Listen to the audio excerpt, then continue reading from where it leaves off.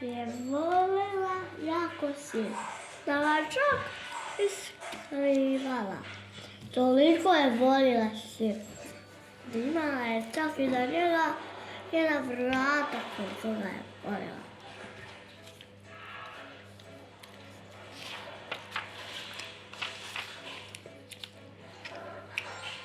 Toliko je voljela sir da nije ga mogla prestati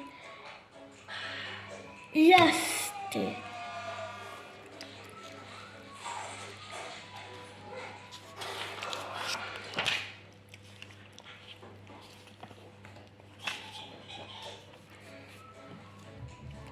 I šla, čak je skrivala od svoje glavne tete sir, a tamo se ne smije jesti sir zato što je to knjižnica.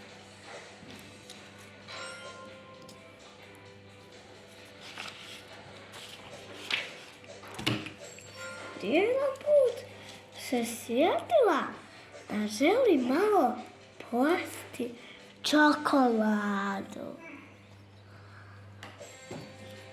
I onda jedan dan probala čokoladu i čudeno, baš čudeno.